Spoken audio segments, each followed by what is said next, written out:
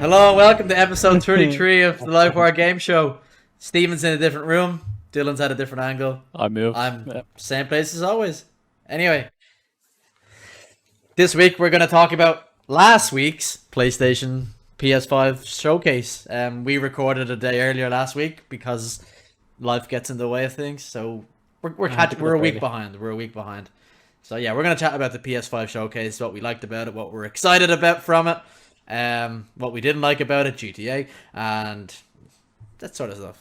Before we get what you could do to be really current, you could just literally put this thumbnail up as like breaking Sony news, and no one would know a difference. No one would know the difference. No.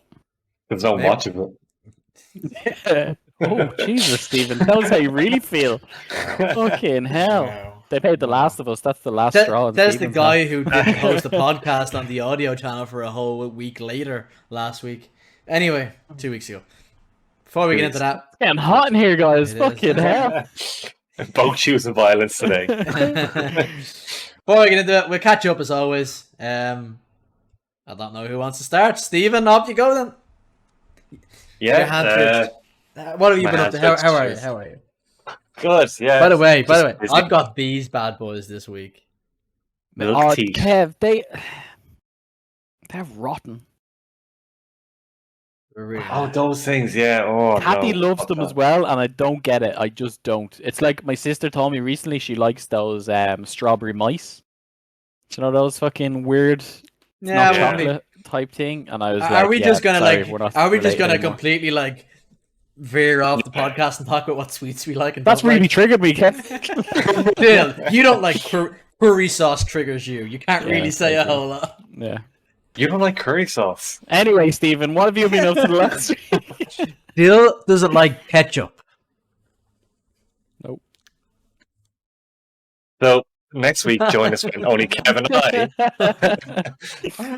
go on a culinary tour of different sauces. Yeah, I'm gonna send a care package of the deal of all different curry sauce and ketchups now. So yeah, last week I actually went away with my so the news from last week I didn't share it, and I'll share it now because by the time this goes out it'll all be done. So I got a new job. Oh my god, I do not believe it. This is the first time I'm hearing of this. This is totally brand new information. It's the first time I'm hearing of it because I wasn't listening. Congrats, Stephen. So actually, I went away with them last weekend to Ackle, and it was good crack. Yeah, Stephen, you're gonna have to enlighten people to what Ackle is, by the way. Welcome to the company. Let's go on a deserted island together. Basically. Well, I mean, it's connected by a bridge, all right? So it's not that. Is it? Yeah. So There's a bridge. There's a bridge. Yeah. You cycle across it. Do people know how to get boats to work? No, you're thinking of that. Yeah, you're thinking of. So you know in Lord of the Rings, The Force Awakens, where Luke Skywalker's on an island, and they recorded that in Ireland, right? Yeah. Hold on. It's not that. So you just said Frodo turns to the dark side. I said Luke Skywalker in The Force Awakens. Oh, did I? I meant Star Wars. My bad. I meant Star Wars. Anyway. Anyway, they filmed Luke Skywalker. The Galactic Federation. I mean, it's the most ambitious crossover in a while. But anyway, they recorded Luke Skywalker on an island in Ireland. It wasn't that island; it's another island that Stephen was on. No, but there's another one there's lots of islands. There's the loads. Aran Islands. The Aran Islands are the one you're thinking What's of. it? That's it. Sorry. What's the other one? As you can tell, my geographical and common sense of our country is very minimal. It's as good as Kev's music or movie sense, apparently. Music! Fucking hell. I need a pause here. So I think we just start this whole... Calm down. We just start this whole podcast again. Just start again. Forget it all happened. Welcome to episode. Anyway, so I went to Ackle Island, which is not deserted. It's connected by a bridge. Is that where Luke Skywalker fights a velociraptor? And then this week came back and got more. I love work Star done in Wars. the I house. swear. Yeah, and So you move into a new house, and it's your first weekend in with your wife, And he and goes to an Stephen island. says, "See you later." no, I actually spent the weekend with the wife, so I didn't leave her on her own the first weekend. Nearly, it was close, but no. So yeah, I got a new OLED TV, Ooh, which is very why I'm nice. in this room because I've been kicked out of the other room I was in for the TV. And Good it's trade. beautiful. It's so good. It's Oh, such a have you nice played TV. much on it? No, he I- just looked at the PlayStation 5 UI for a few hours. I am. You I played opened up. Destiny on it. I saw you Yeah, playing Destiny. Yeah. so I opened up the remake first, Final Fantasy VII remake, and yeah, it's beautiful. Then I went to Destiny because Destiny has horrendous HDR, and it's like, oh, is it fixing the OLED? It's not. It's still horrendous. So then I spent hours watching your man Vincent Cho on Tech HD or HD Tech something. He's really good, but he's going through like how to calibrate the OLED for the PS5 and the Xbox and Get how the it's best out doing of it. for that. Yeah, so I enjoy doing that stuff. You want to do mine? Yeah, that won't bother me. It's Fucking literally hate- I the fucking TV. hate doing that stuff. The TV is so good at like because you know the way it has the instant game response. Yeah. It And is very good. Like, and it tells you every time you launch a game that an instant game response is turned on, and you can't turn that Yeah. setting off. Yeah, that thing. Yeah, that. Yeah. yeah, that's annoying. But it's very good at detecting the game, and so there's only a few things you need to change. But yeah, it's lovely, and I did start playing the medium on Game Pass just to kind of get into it and see what it's like, and yeah, it's very Silent Hilly. You're not It's streaming nice. it. I'll go and stream it when I complete Silent Hill 2.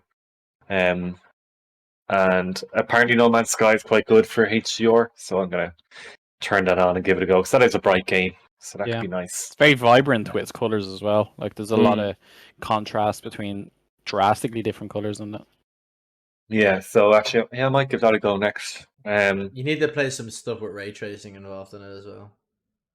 Yeah, I see the PC's up here now, but if someone is selling their CPU and mobile, then that could be a potential. Make me an offer. I can give you a GPU. Told you. I've got a GPU. We already had this conversation. That's all I Make- can give you right now, Stephen. Okay. Make me an offer. I want to, but we'll see. Especially with the way things are at the moment, nothing comes cheap for you having to buy them, and I'm mindful of that. No. So, but You're nearly anyway, be- if that is, currently you're nearly better off just buying your own one than trying to Yeah. buy a pre-owned because exactly. Other than that, then played a little bit of Destiny, just catching up on the catching up on the last 3 weeks. I haven't finished this week's quest yet. takes a Yeah, while. that's been it really.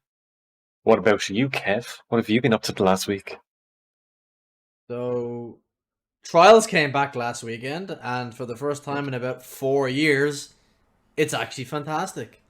Whether that lasts more than a couple of weekends, we'll see. But I played a lot of Trials of Osiris in Destiny from Friday to Tuesday. Went flawless 10 times with 10 or 11 different people. Helped a few people get there, got the guild done. Well, got the seal done for flawless, and then got the guild done on top of getting the seal done. Nice. With like 10 minutes to spare before reset on Tuesday.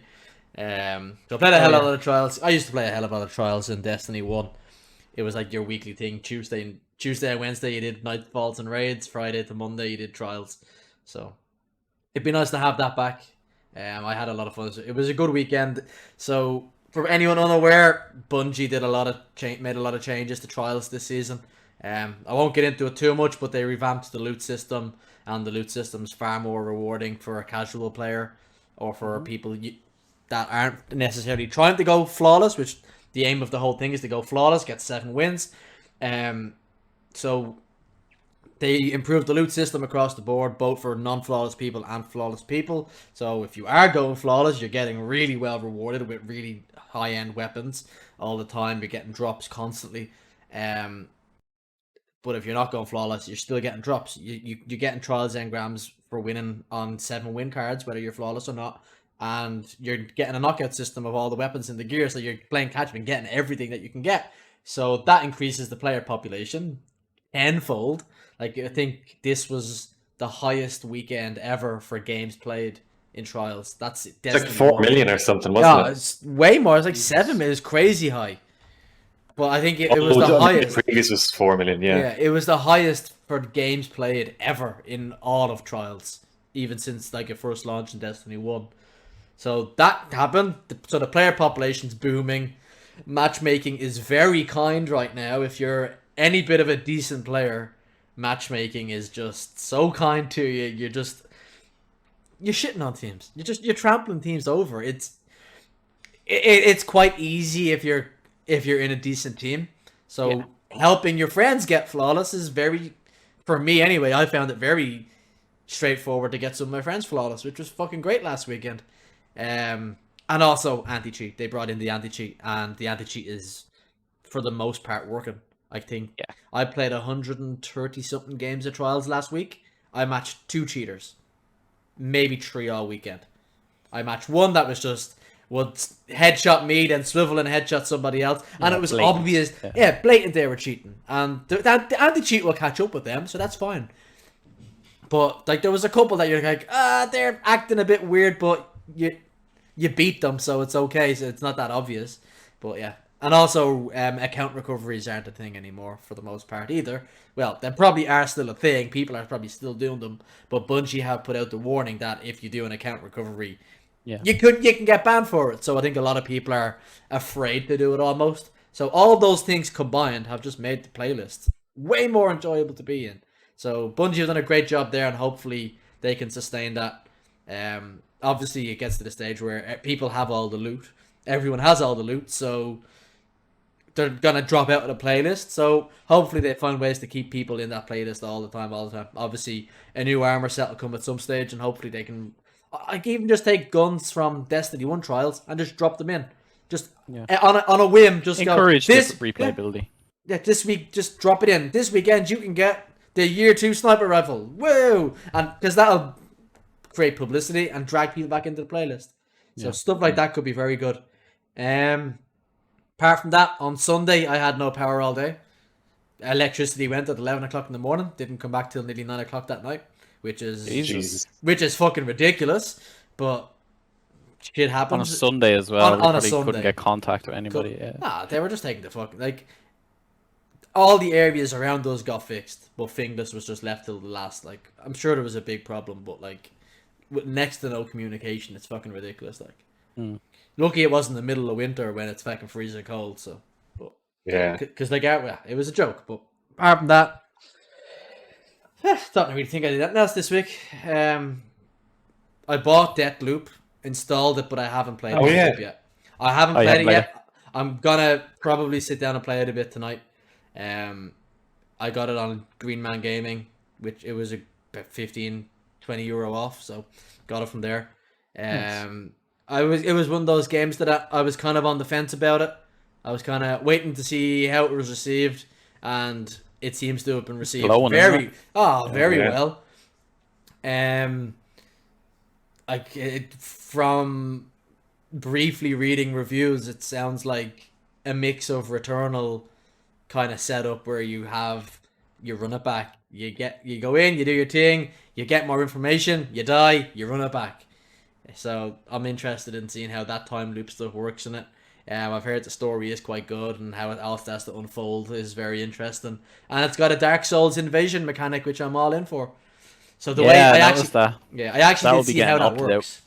Because then you just fight the AI instead. So there's an option when you're playing. You can actually, on the home menu, you either choose to play the campaign as Colt, or you choose to invade people as, I can't think of the character's name. So you actually choose. It's something like that, yeah. But you could be playing through, going about your mission, and there's parts of the game where you get attacked by the other person on the island. I won't get into story stuff, but that's generally a computer controlled player, and it just becomes a 1v1 and you have to kill them. However, that can be controlled by an actual person on their own console or their own PC who is invading you, Dark Souls or Bloodborne style, and they're gonna come and try and fucking kill you. So that I'm looking forward to seeing how that plays out. Yeah, that game got great reviews, so I'm gonna give it a good shot. I'm hoping maybe tonight, but we'll see. Depends what I get asked to do. Aside from that, nothing really. No, that's it for me really.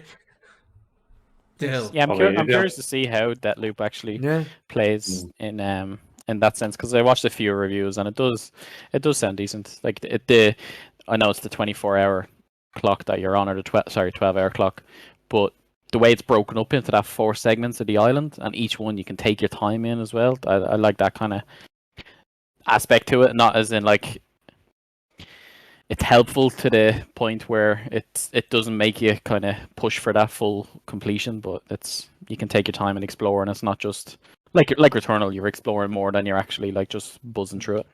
It reminds me a bit of the Hitman games, where you have a level in Hitman. Now the older ones you had maybe 12 levels in the game, and each level there was many different ways to achieve your objective.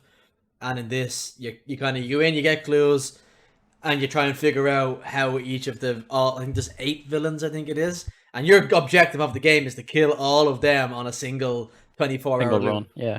And obviously it's not possible at the start of the game because of the way it's set up. You can only visit one portion of the island within a 12-hour segment, so you have to try to get all of them to one part of the island, or 4 in one part and 4 on the other part, and then kill them all in one 24-hour loop. So it kind of reminds me of Hitman in a way, where you're trying to lure them in, the game's mechanics to force someone to where you want to force them to kill them in a specific way. So yeah, I'm looking forward to it, giving it a shot. Like, sounds good. It's gotten glowing reviews. Like, the reviews they're calling it the best PlayStation 5 game of the year. So yeah, I'm interested to give it a shot. High praise coming from an Xbox studio. It is Xbox's first PlayStation game. Well, first PlayStation exclusive. Yeah. Dale, what have you been up to? What have I been up to? Aside from sitting in Apex lobby. I was never more infuriated at a game's servers than I was last night playing Apex. So Apex released an event on Tuesday. Just an event, just a small change to a POI added into a map that's on a fucking rotation every 3 hours. And it broke the game. It's literally been unplayable for the last fucking 72 hours. Your ping is through the roof no matter what server you're on. You're just it's unplayable. But Arenas is working, which is everyone's favorite aspect of Apex. But I don't know how one's working and the other isn't. But yeah, it's been little to no communications, about 3 or 4 tweets over the last 3 days. And I wouldn't mind, but it was literally like an event update. It wasn't as if it was a new season launch where you'd expect kind of server shit and with mass influx of players and everything. But yeah, it's just really bad. So I'm not going to talk about Apex, even though I played a little bit of Apex. Played Destiny over the weekend. Me and Kev done some trials with Chaotix on the Friday. We managed to get flawless, which was great. Just likewise on the whole, player bases stretched out, so you're not coming across the 3-stack sweats hunters who are fucking 9 years high in the sky with a shotgun coming down on you, and you're on a controller trying to go beep. Played a good bit of trials. Played a bit of solo on Sunday. How was that? I didn't like when you were playing solo. I was doing. You were playing your card. I was trying to get that last card done to get my guilds on with to get that carry. So I didn't really get a chance to ask you, how was solo? From the solo queue side of it, it was a playable experience. Like, it wasn't like, it was more so like comp, but it feels like you still need that communication factor, because like you get a knock, you want to push. If you get the knock and you push, and your teammates aren't, you're kind of 1v2 in a push rather than pushing together and so on.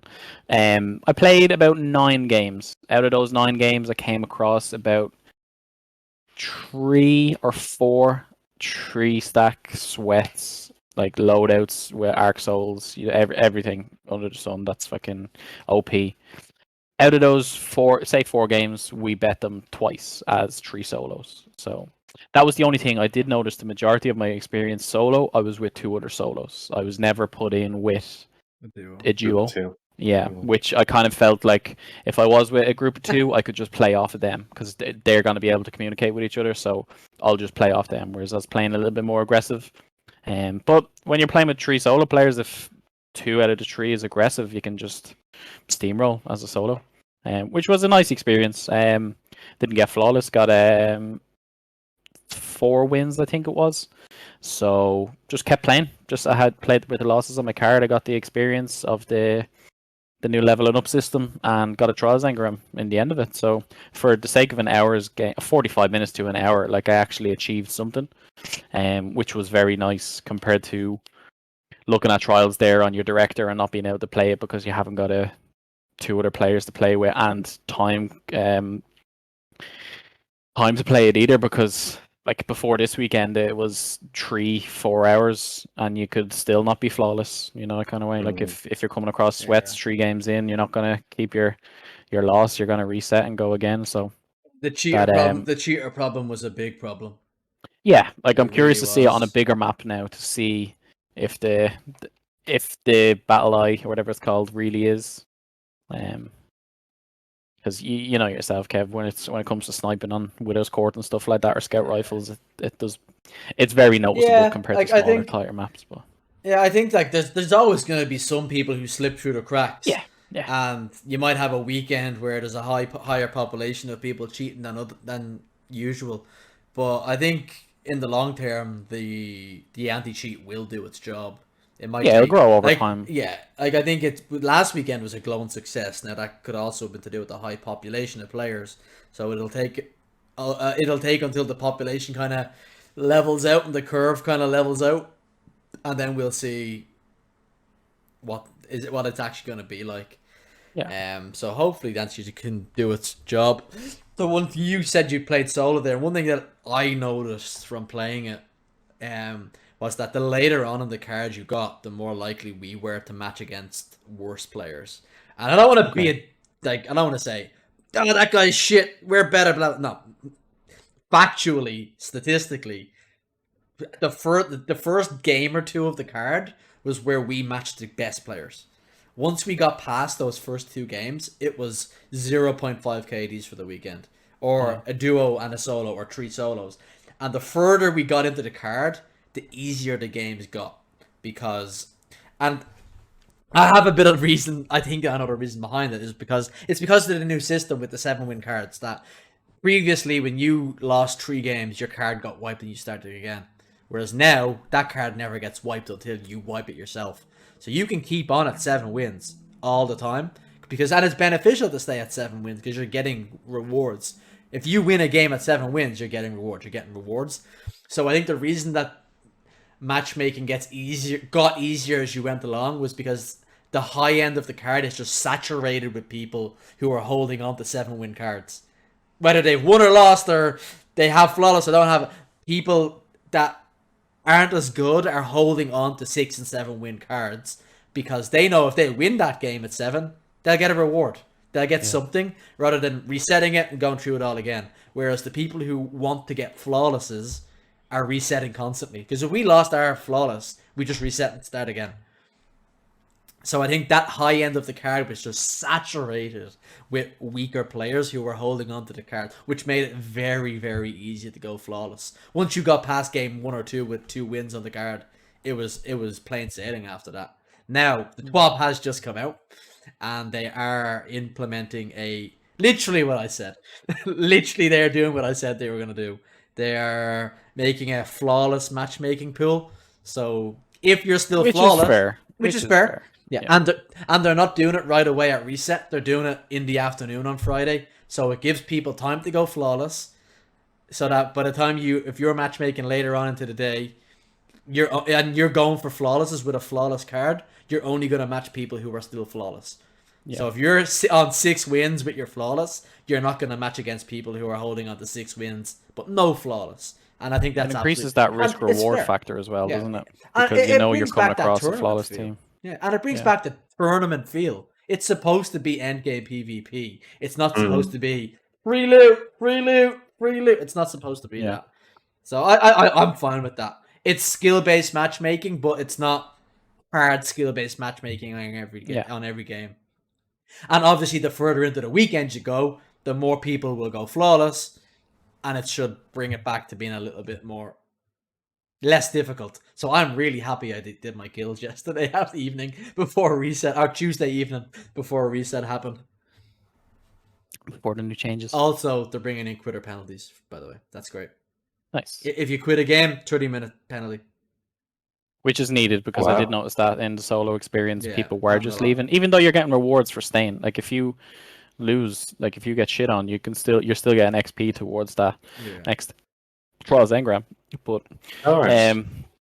oh well, it's a good direction for the PvP. Just hope it has enough to sustain it long term. I'll still be playing Apex as my main PvP game though. That's fair enough. Once it's working again. I started playing a new game this week. Old game. For Switch. Start playing Stardew Valley. Oh no. Yeah. So, nice on you. Yeah, it's a hole, but to be honest, it's been a few days since I played it. Played it a good bit in the first couple of days, early last week I think it was. It's fun, it's good. It's very, very RPG-esque, where you can just deep dive into one aspect. You can be a fucking fisherman, you can be a miner, you can be a farmer, you can sell your shit, you can craft your shit into artisan goods and sell them for more profit, and there's a lot of depth to it. I can see why people have spent thousands and thousands of hours on this game. You just needed something to keep your fix while you were going on flights, didn't you?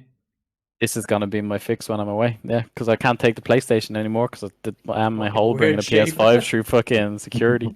Yeah, so this is gonna be my traveling game probably. Like I'm playing on an online server at the moment, so that'll kind of probably be a bit messy, but yeah, it's a fun kind of chill game to play in the background. There's always something to do, but at the same time, there's nothing to do.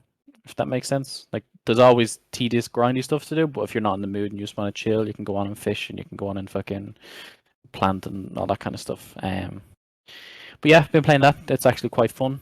Played that over the weekend. I was working over the weekend, then went to see Shang-Chi, whichever way you say it. Which was supposed to be seen at this very, weekend. very good. It was my second time seeing it because long story short, went to see it the first time and the audio was fucked and the lighting on the screen was terrible, and apparently I was the only one to see that. But yeah, it was like they had the soundtrack audio on, soundtrack and sound effect audio line on. So anytime someone was talking and there was kind of any background noise, it was just overpowered and it was very dull and thuddy. If that's even a way to describe it. It just sounded like a Christopher Nolan movie. No, it was horrible. And it was once I noticed it in the first 10 minutes, and once you focus on something, you can't unfocus it. So I went to see it again in IMAX over the weekend, and it was a polar opposite experience. It was so good. Like it was that bad that someone was getting. I remember one scene vividly where he was getting thrown into a wall, and there was no effect noise at all. Whether it happened before it or after it, there was no like impact noise, and it was weird. It was horrible, but yeah, much better experience the second time around. Very, very good film. I really recommend it. Taking the MCU in a new direction. It was very fantasy, kind of mythological, which obviously was apart from Doctor Strange, like in that kind of magic element, it was new to the franchise, and it pulled it off, in my opinion. So nice post-credit scenes as well to kind of push further into the phase 4 of the MCU. I think it is phase 4. Yes. Yeah, I need to get around to watching Loki, and then go see Shang-Chi. Yeah. Now it is Loki for you right now solo. If you want. It is solo in that aspect, whereas it's its own standalone story. Oh, is it? Okay. Yeah.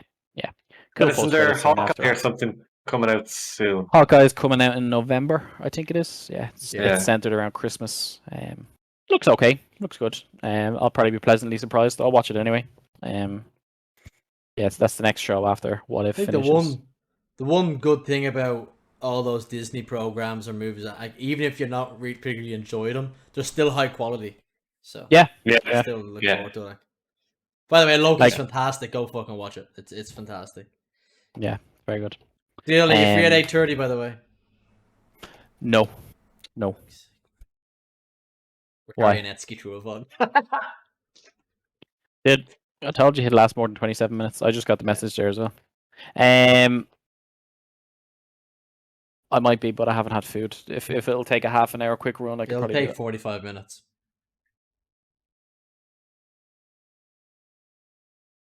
Let's see. Okay. Sorry, just lost my train of thought there. Yeah, I've just had a kind of a couple of days off work, so I've just been chilling, been reading, catching up my comics. My pile is like this high, and new ones are coming out, and I can't buy any because I'm poor. And I know when I'm gonna go in next week to buy them, and I'm gonna be sold out. I'm gonna have to order them. It's gonna be another 2 or 3 weeks before I get them, and the cycle continues because you have a backlog, and then new things are coming out. Yeah, don't get into it. It's not fun.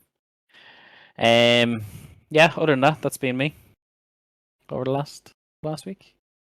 Watched quite a bit of TV as well. But yeah, that's for a different story. Been balls deep in Formula 1 lately. I heard you last night talking to yeah. You were talking last night about it. You sound interested. I don't have a clue. I know names. Yeah, I've started getting into it the last few weeks. It's it's class. I only know someone names. who doesn't have an interest in cars at all. Like I know minimal, like, which are fucking I'm bottom of the pile with no car knowledge, but it's so exhilarating when you're watching. Like, I watched the Monza Italian Grand Prix this weekend, and it's fucking it's high octane shit. And it's one of those things that the documentary I started watching the other week is really informative with teams and stuff like that, because it is a small pool. There's only like 10 teams in the championship, so 2 drivers per team, and it is very like tight. So it's not one of those things you get bogged down with too much information at once. Still a lot of finite points of it, but yeah, watching over the next course of a few months, I'm really excited. But yeah, next one's on 2 weeks in Russia. I'm looking. The only way I know any drivers is from watching a league of their own. Yeah. Oh, did they come on that as thing? Yeah. Yeah, it's dramatic. It's cool. It's it's intense. It's good to watch. And it was one of those things I remember watching years ago that like you're just like, what they just go around in circles for like 3 or 4 hours. And it's just one of those things that when you have an understanding of what's going on and like where teams are placed and stuff like that, and the rivalry as well is fucking class. Like, if you're on the same team as a driver, if you're both on Mercedes or Ferrari or whatever, you don't necessarily like each other. Like, you could hate them just as much as the other teams that you're racing on the track. It's been really good. That's been my thing over the last few weeks. I find it hard to get into new sports because there is a lot going on. It's very broad, and it's very hard to keep kind of on that kind of linear track to understand them. But yeah, this is doing it well for me. So Kathy's loving it as well. So it's kind of one of those things that we have together now. That's good. Sweet. Yeah, so that's been me.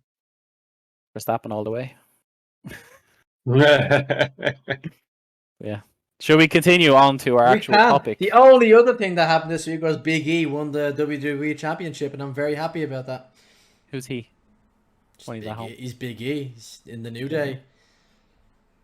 He's just a big, muscly guy. Big D. And he cashed in that Money in the Bank and won the title. So he's someone who hasn't won it before. So it's like, hey, something fresh. They're doing something new and different. It's amazing. And they're going to fuck it up because that's just what they do. Anyway, moving on. PlayStation Showcase. It was on last Thursday. We're a week late on it. Go fuck yourself if you have a problem with that. Serrated Viper said that we have to rank our Destiny expansions, by the way. We're not doing it. Rise of Iron was not the best one. Taken King was. Get fucked, mate. But back into the showcase. I'll do the raid. Do it. Sweet. I'll get food after. Go on. It'll only take 45 minutes. But yeah, PlayStation Showcase was on last week.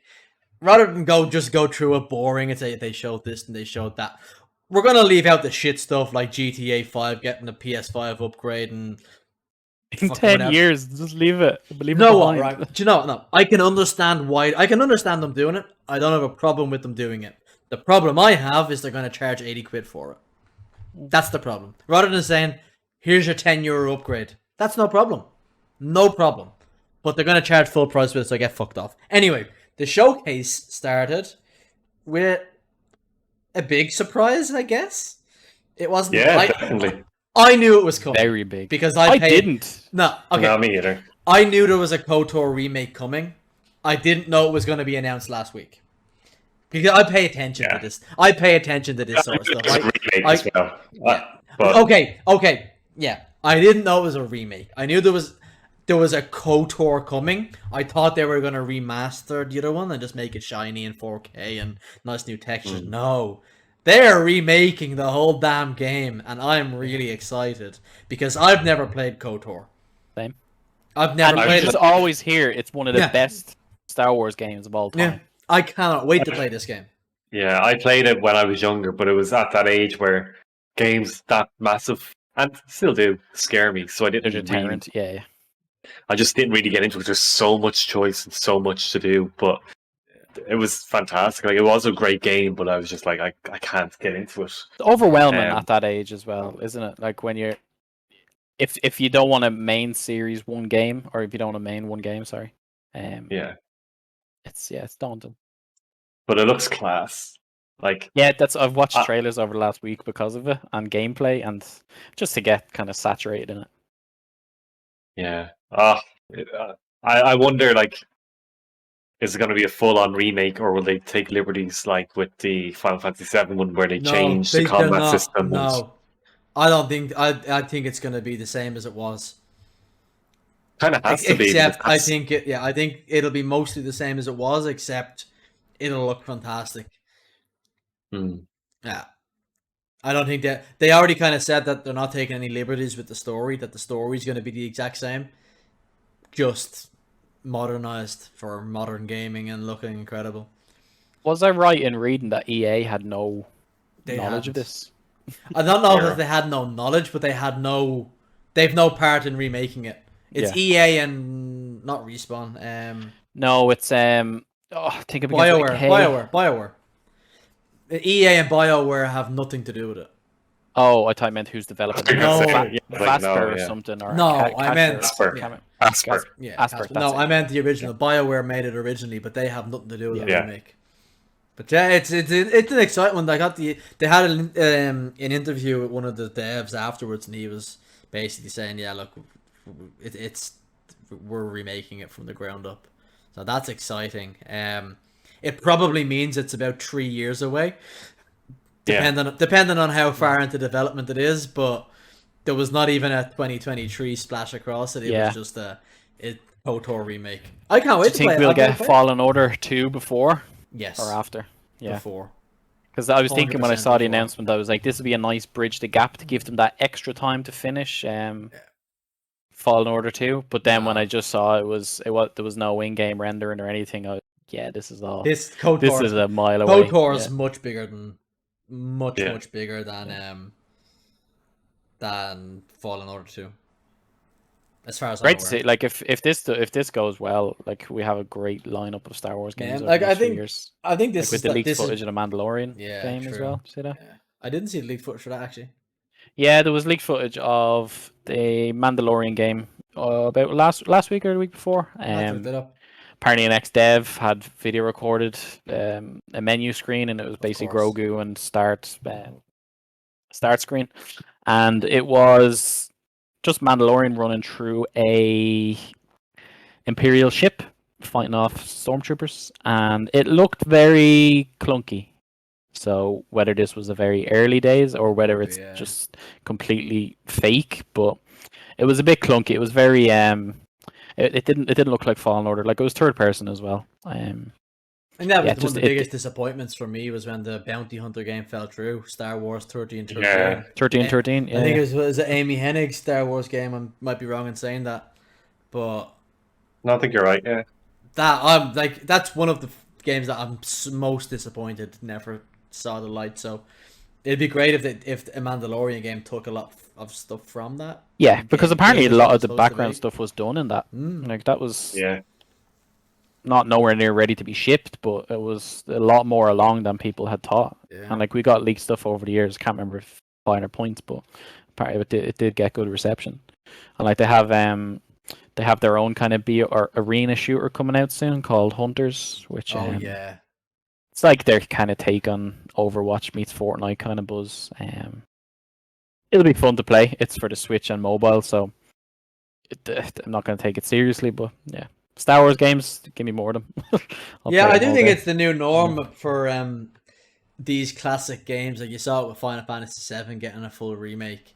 That there is games from that PS1, PS2, Xbox era that were great games and are remembered very fondly, but when they didn't age well because technology has they're limited. Technology has moved on very quickly in the gaming space, like in comparison to like movie and cinema or books, but music. That technology has moved on very quickly for gaming. Yeah. So they can achieve things with games now. It's very expensive, but they can achieve things with games now that they couldn't have dreamed of doing 20 years ago. So there is a lot of games that were massive, like KOTOR or the Final Fantasy remake, that I think it's going to become the new norm, that every time we get one of these showcases, we get a remake announced for a big title from way back when. And like that personally to me is what a remake should be. It should be a groundbreaking difference to the original game. Not in terms of gameplay and style and stuff like that, but just in terms of how far technology has come now. Not a remake of The Last of Us that, came out a couple of years ago, but fundamentally it's not going to be any different compared to, you saw Final Fantasy VII. Like, I couldn't believe you guys were into it. I couldn't believe when I YouTubed the original Final Fantasy VII game and how it looked in comparison. Like, that's not even a remake. That's a whole new experience to me. Like, that's... Yeah, so if KOTOR is anyway in the same, like, watching the videos and the textures and stuff, they just looked, for their time, great, but yeah, for what they could do now. Like, could you imagine if we got an open world, like, Lord of the Rings trilogy kind of remake in that kind of... Oh, it'd be amazing. Not the side. Give me the Two Towers. Two Towers, Return just to the King. Whole thing. Just do the whole thing. Games. Do the whole thing. But, yeah, if this, like you said, no, it was cancelled. It was cancelled, wasn't it? There was supposed to be a Lord of the Rings game in development at Amazon, but it was cancelled, I think. Oh, really? Yeah. I don't know. Gollum was coming out. That's all I know. Lord of the Rings was. Yeah, no, I think there was a Lord of the Rings RPG in early development at Amazon Studios, but it was cancelled. It'll be back on the cards if New World is successful. Well, yeah. But yeah, KOTOR was a nice game to open up the showcase with. It appeals to a lot. You know, it's a great way to start it. It was, Like, that's a big hitter. That's exactly what I was about to say, Stephen. It was a statement of, we're coming out swinging here, boys. Yeah, it's not all downhill from here. Yeah, and it wasn't, by the way. There was there wasn't that much filler. There was a little bit of filler, and there was a couple of trailers for stuff that was coming out very shortly.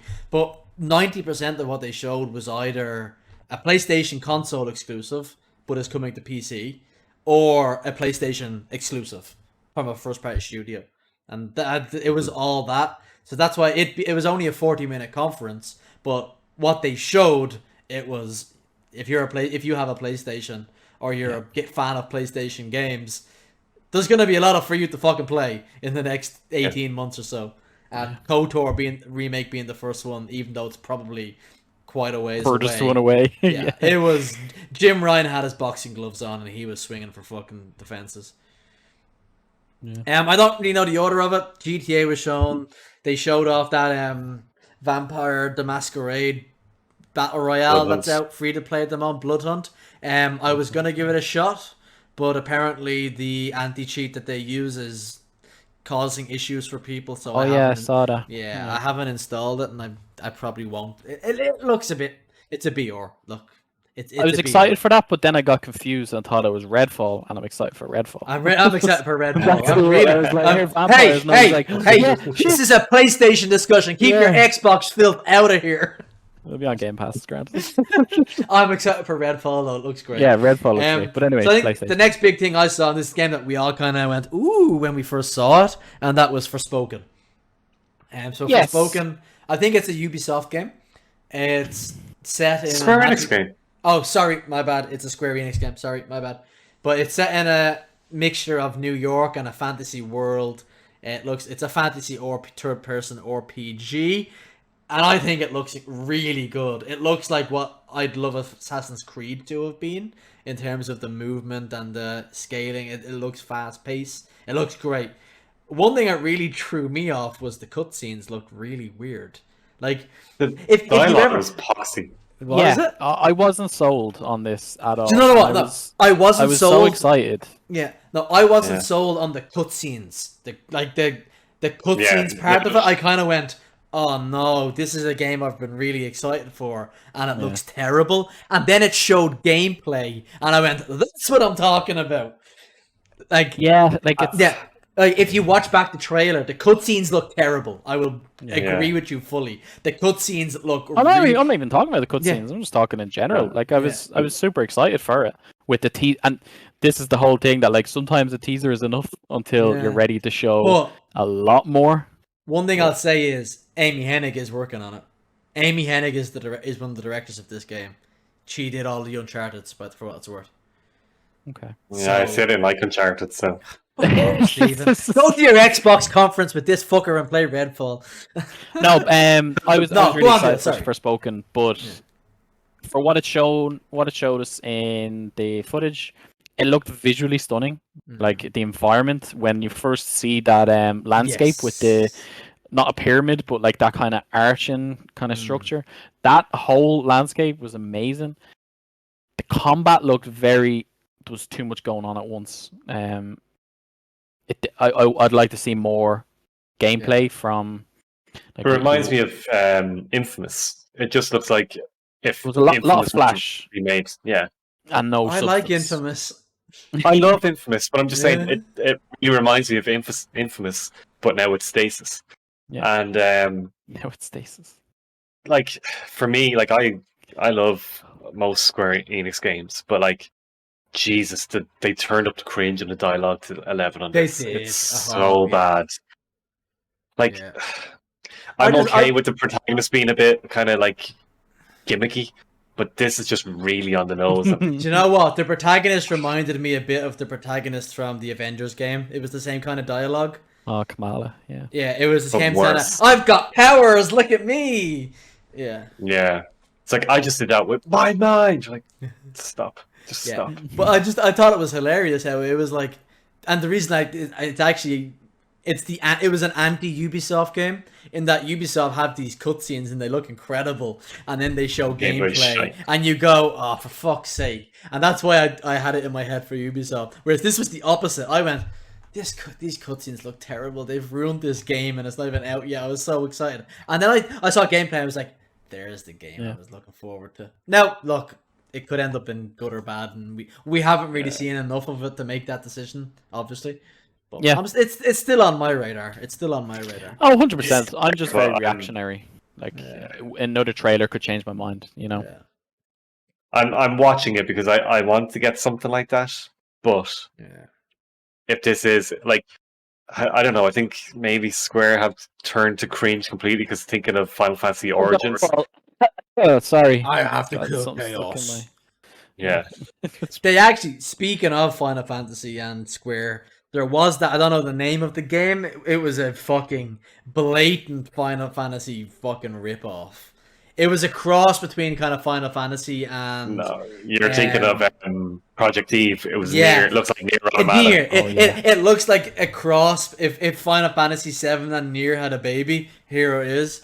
It was I felt that. very uncomfortable watching that. That wasn't. Oh, fun. same. No, that Same. was. Like I was kind of interested, like, ooh, hack and slash, and I was like, Yeah. this is gonna get very like, inappropriate very Yeah. quickly. Didn't like it at all. It's Yeah. like the Destiny community with Marasov. It's a bit weird. Yeah.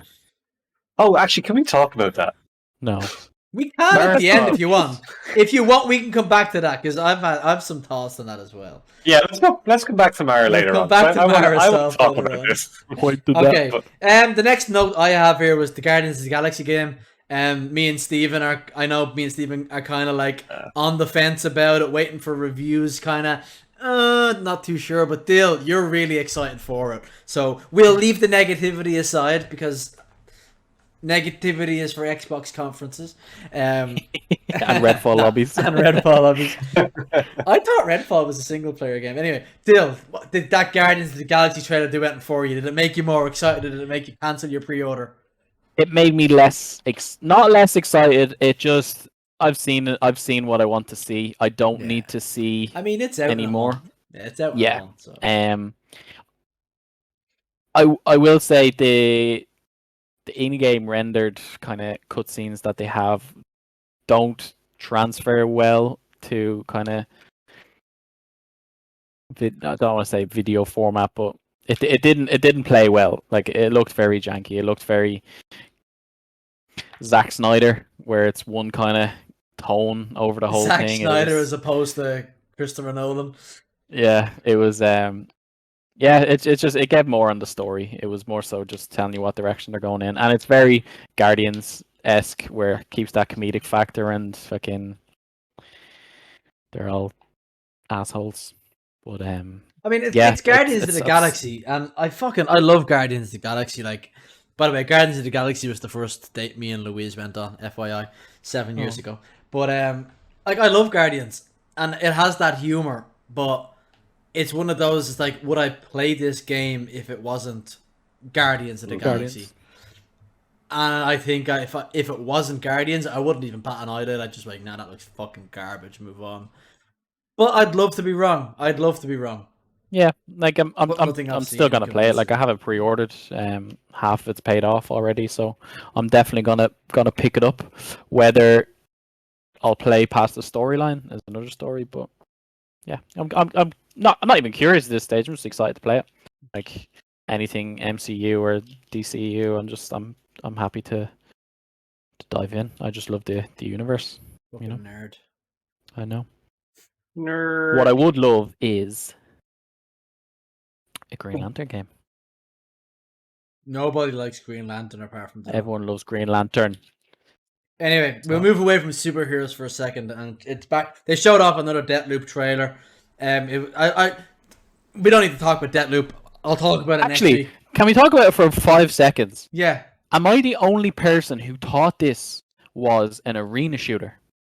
Yes. No, I agree. I thought it was originally. Originally, I thought it was as well. I did not think this was a single-player game with invasion. I thought this was an arena shooter where you had 8 different personalities. I was like, "Fuck that game." Originally, I thought that. Overwatch. I was like, "What?" Yeah. Originally, I did think that as well, but I really like what they've done with the trailer. I think the way they've done the trailers was really cool.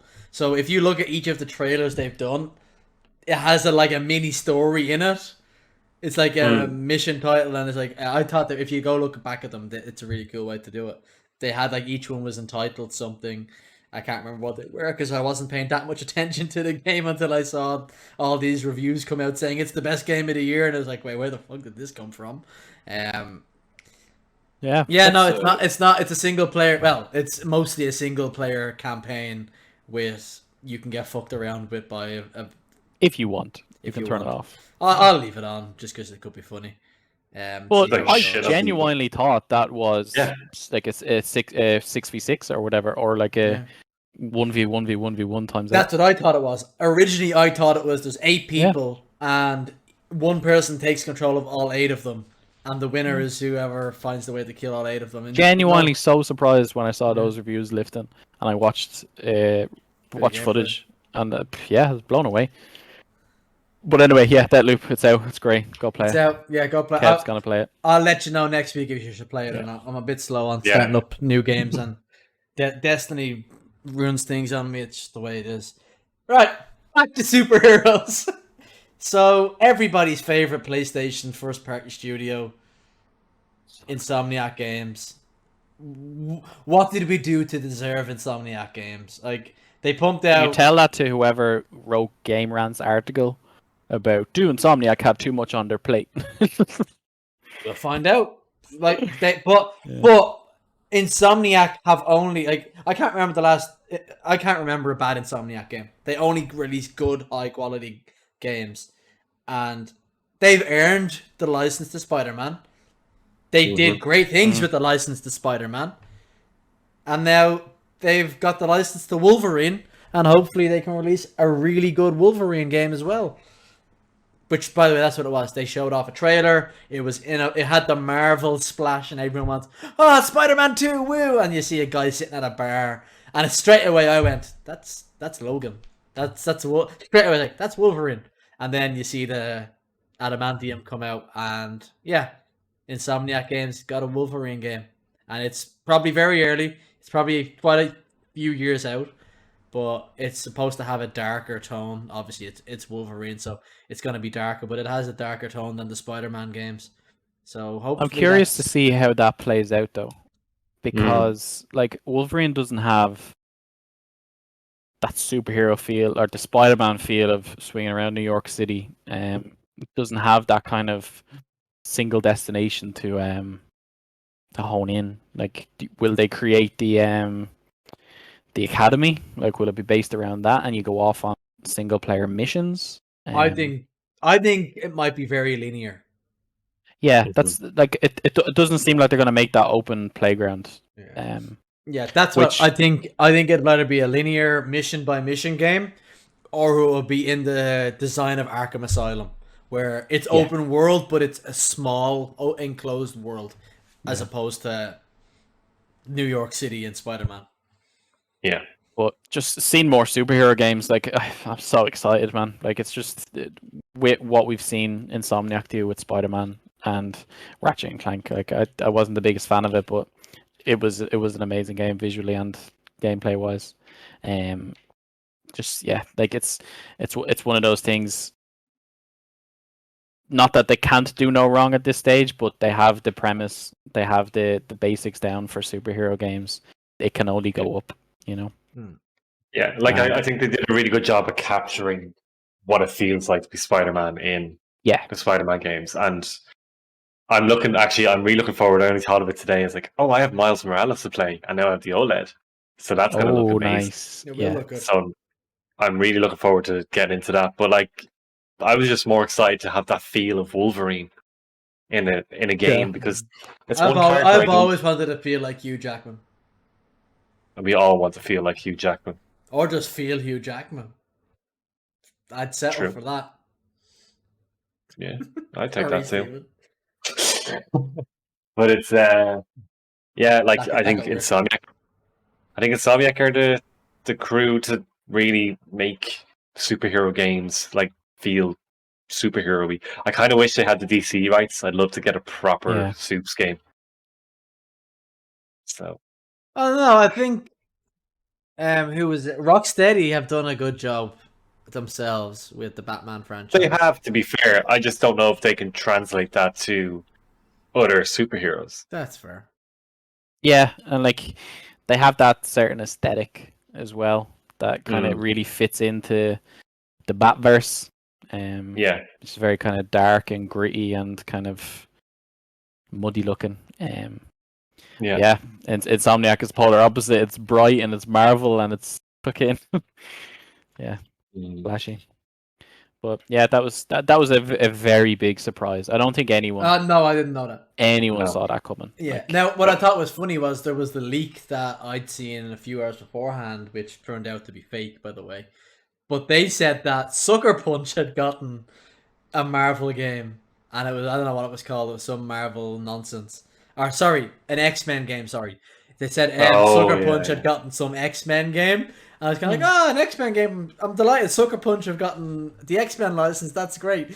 So I thought it was quite ironic that there was an X-Men game. It wasn't by Sucker Punch, but it was by everyone else's, from everyone's other favorite PlayStation studio, Insomniac. Yeah. They'd do a good superhero game, in fairness. They would. I'm excited to see what they do next. They are another PlayStation studio that only make good games. Infamous, Sucker, Ghost of Tsushima. So it's interesting, but they do next as well because again, they only make good stuff. I'd say Ghost of Tsushima 2 was fast tracked like shit when the fucking reviews came in for that. It was like, and especially now with like it was the biggest or the most downloaded game in August as well. I don't know. I'd prefer another Infamous.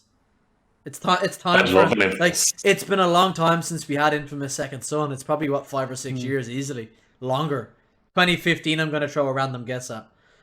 I need to go back and actually play It's Second Son. It's a fantastic game. I think I platinumed it. I loved Infamous Second Son. I got into it for a while and then I just dropped it because I don't know. I don't think I liked your man as much as I liked Cole. Yeah, fair enough. But, yeah, I'd be down. I'd be down for an actual, like an Infamous sequel as opposed to a remaster of the original two. yeah. And then after Wolverine, we got to see more footage from our favorite superhero studio. We actually got something else first. We can't go to Spider-Man. Oh no, we did. It was Spider-Man was actually next on the list. My bad deal. Yeah. So yeah, they showed off that. I think you called this on a couple of weeks ago. You were like, "Oh, they're gonna show Spider-Man 2," and I was like, "It might be a bit early." No, you were right. They showed off Spider-Man 2, where Miles and Peter are teaming up, and we got a side of Venom. I'm curious though, was it Venom talking as Eddie though, or was it I don't think so, Raven? no. It sounds very raspy and kind of It was someone else. Craven the Hunter-esque. Yeah, it was someone else. It wasn't Venom. 100% it wasn't Venom. Yeah. No. And then actually, I was thinking... Go on, Bill, sorry. No, I was just saying with the post-credit scene, I was thinking it was... what's his name? Osborn, but it didn't sound. It was very... Didn't sound like him. Eastern European. He'd be part of it. Yeah. Harry will be part of it as Green Goblin, but I don't think it was him speaking. Because I haven't played Miles Morales, so at the start where the person's speaking, there's the electricity running down the pole. So I was like, oh, is this Electro? And it's that Electro speaking. But is that one of Miles' abilities? Is there like... Yes, he has the ability. It's called Venom Punch. Okay. Basically a Thunder Punch. It's really useful.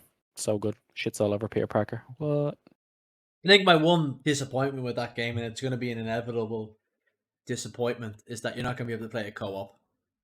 Like, now, think about that. Just take a second to think about it. Me as playing as Miles or Peter, and one of you guys playing as the other one, and we're both playing through New York as Spider-Man together and going about them. Oh, how good would that be?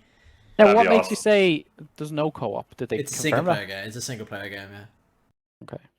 Yeah, 100%. It would be nice to have the option. It would be amazing. It'd be absolutely insane. But it's not. It's unfortunately it's not going to happen. But it would be amazing. I don't know. Like in the trailer, it was very. It's not happening, though. In tandem with each other. It wasn't. It's definitely going to be player controlled. Like you issue commands to Miles or something, or vice versa. No, they said it's a single player. It's a single player game. Yeah. They said it's a single player game. Which is okay then. I know. I was. It was. Oh, it'd be so amazing. Yeah. And if they work together with Venom for some of it, where Venom might not be evil the whole game, it could be 3-player, and you could have a fire team of Miles. Oh, calling it now. Craven is hunting Venom. it'd be so fun. It'd be so cool. It really would, but it's not gonna happen. But the game's great, and it's out in 2023 apparently. Yeah. That was disappointing. Like, I know obviously there's a lot of work to go into, but when you see the number 2023, you're like, oh wow. But you know what though? It's not as far away as you think. In my head, it's still March 2020. Like in my head, the last 18 months just never happened. Yeah, but you're thinking like January 2023. Like that's not that far away. But this could be October, November. It's a summer game. Yeah. Spider-Man's a summer. It's a summer game. It'll come out in June. It'll come out with the PS5 Pro at Christmas 2023. Nah, that's when fucking I don't know what's Breath of the Wild comes out. Breath of the Wild. They actually didn't show it for Horizon Forbidden West, didn't they? They just didn't show it. They've shown us so much for that. Yeah, they don't need to at this stage. Don't need to. Don't show anymore. It'll only make them angry. Yeah, like I was just so happy with Spider-Man. Like just to show that was. Yeah, I wasn't expecting it to be shown. Yeah. It was obviously Spider-Man 2 is coming at some stage. It was inevitable. Yeah. I was just not expecting them to show it off now. Before we get to the end of the show, which I said it to Louise, like when you see Kratos, the show's over. So Yeah. So as long as they don't show me Kratos, I know something else could be coming. Was there anything else that you guys saw or wanted to talk about before we talk about God of War? Even if it's something that wasn't shown, by the way, which there was obviously. Look, they were obviously not. They weren't going to show everything that's being made. So they were going to hold some stuff back, and look, that's just obvious. Like I was kind of hoping me and Steven were hoping for something for Final Fantasy, either 7 Part 2 or 16. I personally would have liked to see an announcement for a Metal Gear Solid remake, which is rumored to be happening. There could have been a Silent Hill remake being announced, anything like that. But look, there'll be another showcase where that stuff can be shown at some stage. We did get a teaser apparently for a release date for Final Fantasy 16. We did. In the opening sequence, which actually was really cool, by the way. Like it was cringy, but it was cool. Yeah, like, it was cool and it was cringy at the same time. I think the part I loved. I hope I'm not wrong in saying this. It was the sample of the Depeche Mode song. I think it was the Depeche Mode song. Oh yeah. How does it feel to treat me? That was great. It was the chess match. It was really cool, but it was very cringy. And I really hope that was a Depeche Mode song, by the way, and I haven't fucked that up. Oh no, maybe it is Depeche Mode or Joy Division. I think you're right. But anyway, I think you might be right. Is it Joy Division? It doesn't matter. It might be neither. It might be neither. I'll look it up later. Anyway, that song, it was great. But it was also very cringy. That was in something recently, actually, some TV show I watched. That. Anyway, what was the release date, Stephen? I can't remember the release date actually. I think it's like 2023 for 16. I think so. No, it was way earlier than that. I sent it to you, didn't I? No, don't think so. Did I send the thing to you or did I put it in Discord? You must have put it in Discord. I did see it myself, but I can't remember. So yeah, look, disappointed that there was nothing on that, but to be expected. I think that's going to be held for a Square Enix conference. I think they'll show that. They have. Don't Square have an event coming up fairly soon? Possibly. I'm not sure. You're more informed than I am on that stuff. I can't remember. But like by the way, it says Valisthea. Valisthea, that's 06-16. So the 16th of June, they think, next year. Which kind of makes sense if you as a possibility. That'd be nice. But Valisthea is where the game is set. Yeah. That's right. And then I had the number 16 beside it. Mm-hmm. It'd be a cool way to actually tease the release date. Or it means it's coming out in... That doesn't make sense. Never mind. We're way past 2016. Yeah, way past it. So in terms of the rest of it, like the Alan Wake remastered, like I didn't play it when it came out, but that could be alright. But one that I was really... Pass. Yeah, it's come to Game Pass at some stage. I'll play it on that. One thing I was really interested in, but probably would be terrified, is Ghostwire Tokyo. Yeah. No, uncomfortable again. No, sorry. Yeah, I don't know what kind of game it is, though. Like, that's what I wanted. It looks like it's a... It looked like it was going to be a VR game or something. Yeah. It's really... Very POV, isn't it? Very in your face. But look, I'm kind of all into that shit. I don't know if I'll play it. You've seen me play horror games. I'm terrible, but I'll get through it. So I might. But the other one that kind of jumped out at me a little bit, but I was like, it's a bit too kiddish, is Chia. What were we going to say? You're dying to jump in. Go on. No, finish with your anime big titty girl games. Go on. Then I'll come This is the one about the child, I'll have you know. So, no. You won to Chia, the like tropical adventure one where she... Oh yeah, that looks very cutesy. It was very Moana. Cool, actually. I was kind of fascinated by it. Yeah. Like, I don't think I'd ever buy it, but if there was Just to a see way how to it play it, works. It's a Just game to to see- play yeah. with your girlfriend and your But significant just to other. see how it works, it's like, oh, today I'm gonna be a tree. Today I'm gonna be a Yeah. frog. Like And a that was kind turtle. of cool. Yeah. I'm gonna be a big titty anime bitch. Deal. Jesus, Stephen, it's a kid's game. Fucking hell. Go on. 1 hour since you're 10 minutes. jumping 1 in. hour 10 Come on. minutes. Remember The 1 hour 10. other one that I was interested since the showcase in Summer Games Fest was Lost in Random. That wasn't shown on this. It was. No, it wasn't. It was. I watched it. Or they brought out a new trailer right after it because I remember watching it on YouTube. It was not in the showcase. I thought you were going to say about Tiny Tina's thing. Oh yeah, Tiny Toons. Oh, do you know what though? I will say about Tiny Tina's, right? Lost in Random came out, by the way. That was released What? already. 10th of September. Yeah. Yeah. But did we not see in Tiny okay. Tina's? They fucking had Baby Metal. It was great. Yeah. Gimme Chocolate was playing through Tiny Tina's thing. That looked. I actually didn't have that on my list. I'm sorry, I don't play Borderlands. That looked really, really cool. I'm not interested in playing it, but it does look like it's obviously gonna have the same kind of style as Borderlands, but it's more in a fantasy universe instead. It looks really cool. And I'm I'm sure raging people- now because I genuinely thought fucking Lost in No. Random was. No, it wasn't. But I didn't realize it was out now. Jesus, It's out. it's getting reviews. I thought it and wasn't out till everything. October. Yeah. It's 10th of Fucking September. hell. 8 out of 10. But anyway, It looks very good. Very, very good. Yeah. I'm not into Borderlands, but I'm sure people who are gonna love the shit out of that game because it does look good.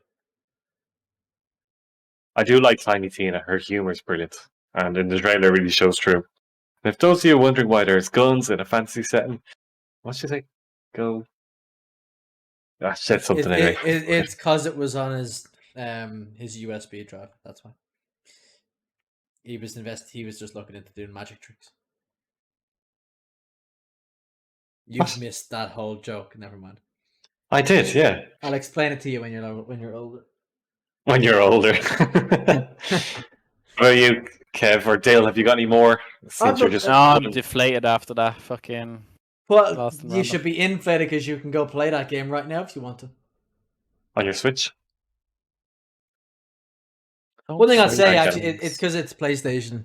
I was surprised to not get like a release gameplay launch trailer for Kana, and I think this Yeah. this is linking into a bigger conversation about there's very little marketing for Kana right now.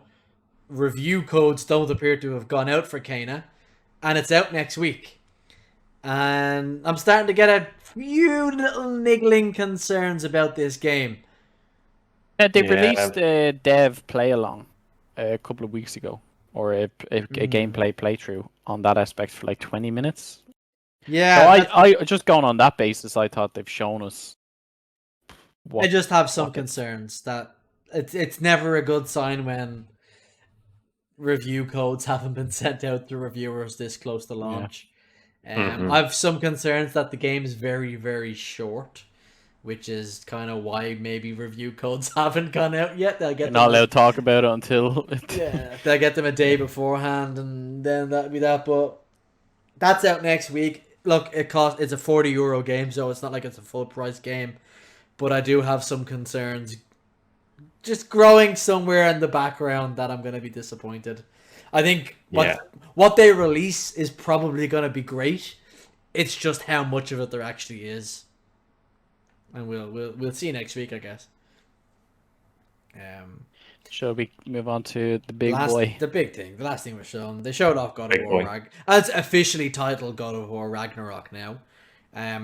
It's the final game in Kratos' Norse series. That's Yeah, been which is confirmed. interesting. It's going to wrap Yeah. up the Norse stuff, and I think everybody's best friend Corey Balrog, whatever you want to call him. I'm sure he's been called way worse on Twitter, but he kind of Corey said the reason Balrog. is because of how long it takes to make these fucking games. Yeah.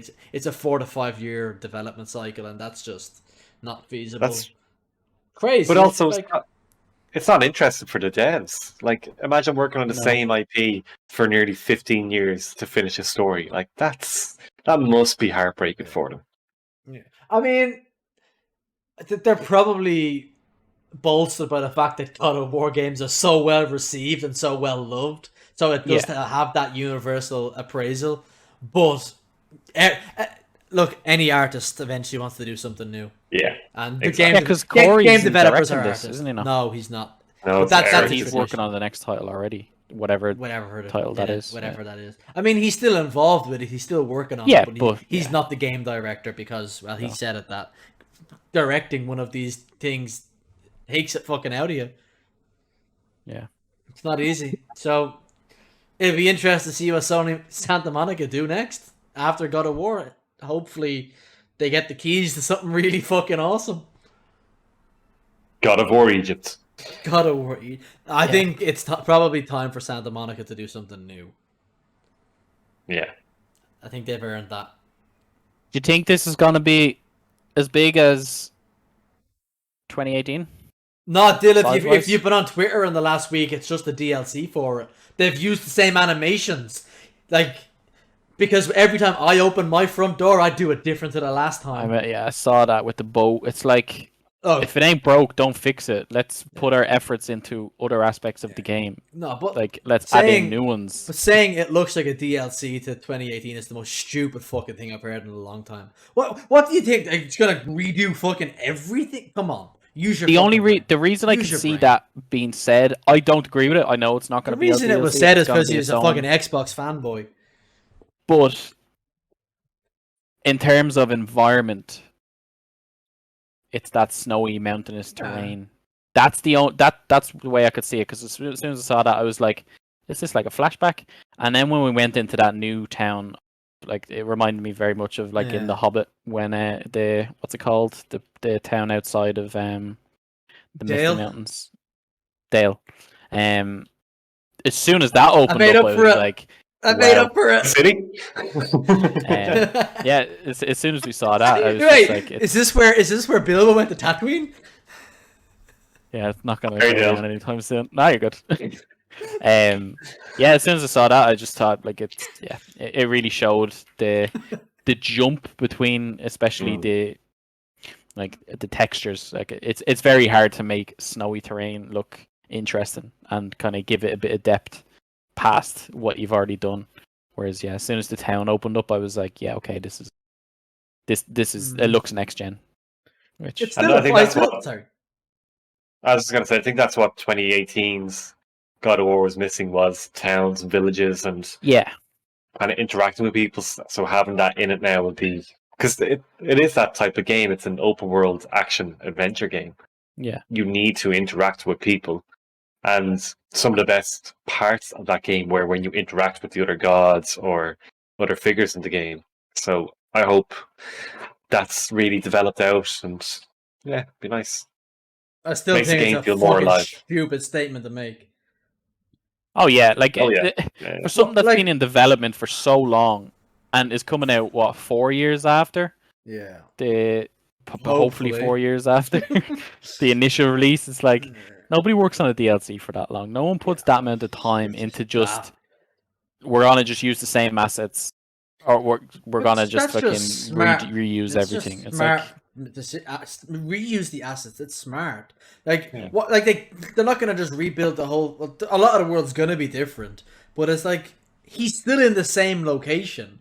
It's not like it's 400 years later. I think that's what the whole architecture has changed because there's been an apocalypse and the fucking town has been rebuilt again. Like, of course they're gonna reuse assets. He's in the same fucking same country. Like it's a stupid comment to make. And we are getting all 9 realms as well, so that's where the effort's going in. Is we only got 4, maybe 5. Yeah. I think so only 3 or 4. Yeah. Yeah. So keep what's there, change the environments around the events of Ragnarok, and put the efforts into creating the new ones. And I did find that interesting. Corey did say Ragnarok is going to happen, like it's happening. So just to let you know, have fun. You don't build up to something to leave it. Yeah, exactly. But I think all that nonsense, it's just console fanboys. PlayStation fanboys do it about everything else. Xbox fanboys, that's kind of like, imagine being the poor bastard who can't play all games they want to play. Yeah. Mm-hmm. But then it's get over yourselves, basically. Idiot. But the big news, the big news, the huge news was Tor. Was Tor. We're getting Dude Tor. Again, bro tour. I did see Bro that as Tor. well. There was a bit of drama about he's not Australian with an 8-pack and blonde hair, and I want to have sex with him despite being a heterosexual male. Like, come on. Thor in the mythology doesn't look like Chris Hemsworth. Don't be ridiculous. No, not even slightly. I'm surprised they weren't like, that's not what Mjolnir looks like. It's like, ridiculous. if you have read any kind of mythological books, or if you have seen kind of mythological drawings of how they depict the gods, they're nothing like the way we know them to be. They're not like Chris Hemsworth at all. Nobody's like Chris Hemsworth. Except for Liam Hemsworth, because he's his brother. He's pretty close. And the other one, whose name I can't think of. The other Hemsworth. Mark. The other Hemsworth. No, yeah. Chris The Evans. Westworld Hemsworth. Chris Evans. Yeah. Yeah, no, Yeah, like God of War Ragnarok. It got a trailer, it got gameplay, it got like extended cutscenes, and it's out next year at some point. I think that was the only disappointment, was it didn't give us the release date, but look, they'll release that when they're ready. I'm in the position now where I'm just so fed up hearing a game delays. Just say it's out in quarter 4 2022. You'll get a release date a couple of months ahead of time. I'm happy with that. I'm happy with no release dates because I've got a backlog fucking as long as 3 of us put together. Like, it's... Yeah. I still haven't started Returnal. No, what though? I just get pissed off people complaining about games getting delayed. It's like, yeah, you go work on it. Oh wait, you can because you're not qualified. So shut the fuck up. We don't want another Cyberpunk. No, I do. That's the thing. I would especially like for single player experiences. Like, yeah, you can release patches, but the essence of something releasing is what is the time when it should be played. Like, if you release patches a couple months later, it's not gonna have that same retention. 100%. Like, even with No Man's Sky, Hello Games have done incredible things. Sean Murray has really steered that ship in the right way after, I don't know, running aground on the shoreline after on release. But when you hear No Man's Sky, it's never, oh, No Man's Sky, it's great. It's like, oh, No Man's Sky is finally great after the shit it went through. And it'll probably be the same with the likes of Cyberpunk. It'll be, oh, Cyberpunk's great now, go play it. Or it's, oh, now I can play it because my technology is caught up to play it. Whereas if they had all that at launch, it makes it much better. It's people look back with rose tinted as opposed to, I'm out. That was a meme. Because people care more about memes than logical fucking conversations these days. Or enjoying things, or letting people enjoy different ways of playing games. That's just the way it is. Anyway, what did you think of the showcase overall? Were you happy with it? Was it meh? Was it somewhere in the middle? Was it 10 out of 10, hit the fucking home run? Or how did you guys feel about it? I'm just going to keep it short and sweet, so I'll let you finish up, Stephen. I thought it was the best showcase of the summer. Because I'm a AAA shill, and I love Sony. And Summer Games Fest felt very dragged out. There was a lot that I didn't necessarily enjoy. The Xboxes and the Square Enixes and the Ubisofts. Whereas this, I felt like every time a trailer started, I was interested. I was like, this could be something that I really want. And 90% of it was. Like, the only thing we've seen previously in the showcase, Tiny Tina's and GTA, which I don't have interest in, but what we see in the Tiny Tina's was new footage, and we knew God of War was coming, but we got gameplay and we got cutscenes. We got Spider-Man, we got Wolverine. It was everything I wanted to see in a showcase. So yeah, it was my favorite one of the summer, and that's me. Stephen, what did you think of it? Yeah, do you know what? Actually, I think when you were saying that, I was a bit taken aback when you said it was the best one of the summer. But thinking back on it, it hasn't been a great year or a great summer for the showcases. Like, there's been a few really good announcements. Like, I can think of really key announcements. But that's carried the showcase then, rather than saying, like, a showcase has been good the whole way through. So I think, Sony knocked it out of the park. I wasn't blown away. But now that, like, I think that might be because I didn't watch it when it happened. And I knew everything that came out afterwards. Like, I only watched it yesterday morning. And this fucking guy. This guy's no. It's not like fucking you're time. recording a Yes. podcast a week after the news that's gonna say I'm breaking bumming it. news. No. But yeah, like amazing quality. Like to go back to the point you made earlier on, to open up on KOTOR. Like seriously, that's a game you finish on. KOTOR remake. You do not start the show with that, and they did. And then, okay, yeah, there was a dip in quality, and some of the games weren't to my liking, or some of the things I saw put me off certain games. Yeah, But like there they did all like wasn't- Gran there wasn't a Turismo and bad- stuff as well. Like they showed off Yeah. Gran Turismo, and that's obviously for a different crowd of gamers, and it looks fantastic because car games always look fantastic. But yeah, like I get what you mean. But there was nothing there where I went, Jesus Christ, I can't believe I'm spending 3 to 4 minutes watching this shite. Like I was Exactly. looking at things going, Yeah. do you know what? Like even that Tchia game, I was like, this is not for me. But I'm actually kind of interested. If this was a Yeah. demo, I'd definitely give it a go. So yeah, I agree. I think best showcase of the summer in what has been a disappointing summer. It's definitely not Sony's best foot forward, but it was a good one. Yeah, 100%. I think I mostly agree. I think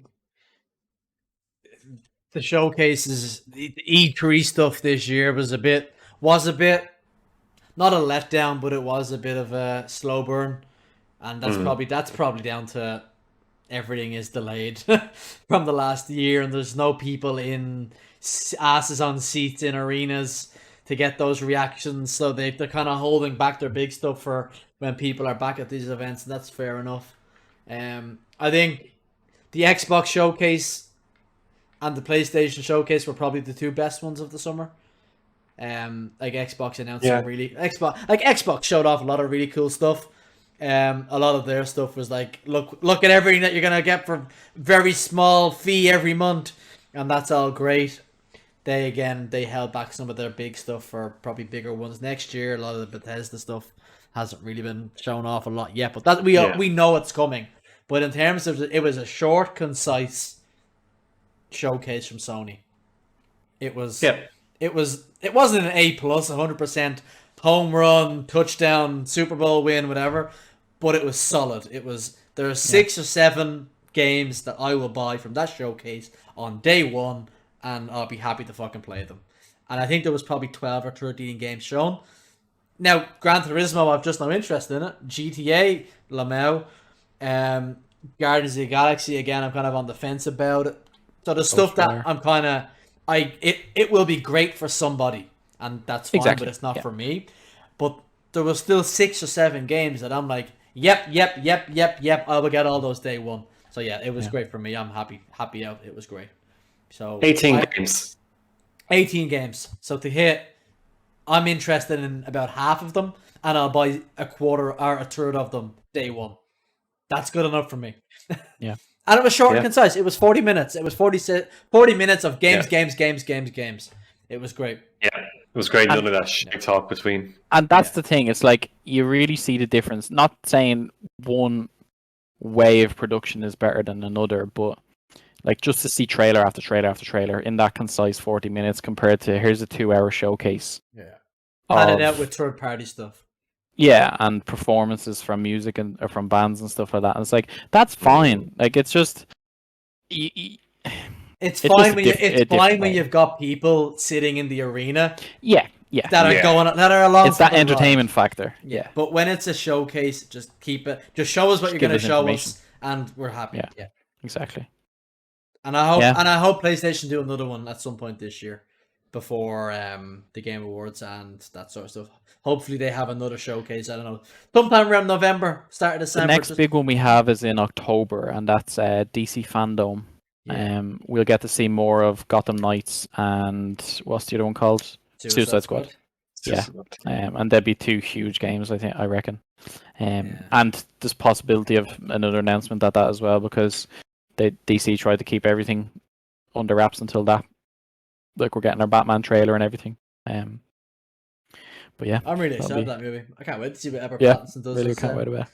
I just said Edward Pattinson, and I'm fully aware of it. Jesus Robert Pattinson. Like we could even possibly see something to do with Joker 2. You know, because that's been in development since way before last year. As soon as it came out, basically. What a movie.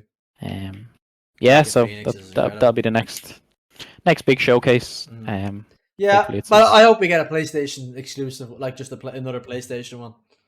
Another 40 minutes. Hopefully we do, but we probably won't until next year. I say we'll get one thing, maybe even if it's just like a Forbidden West I think spotlight type thing. I think we'll get a state of play. Yeah. Yeah, that's what I'm on about. Sorry, A 15 to 20 minute state of play. Anyway, we've kept it to an hour and a half. We've done all right. Go on, Getting go. there. Ray. So yeah, we're gonna go Go help Ray. a kindergarten. He's not a kindergarten, but a raid. Gotta give him so much bullshit for this. We will be Yeah. back next week, as always. Potentially not. Who knows? That was episode 33. We'll be back next week for episode Thanks for 34. Cav can count. Peace. Bye. You can't remember Star Wars and Lord of the Rings. Get out of my pub.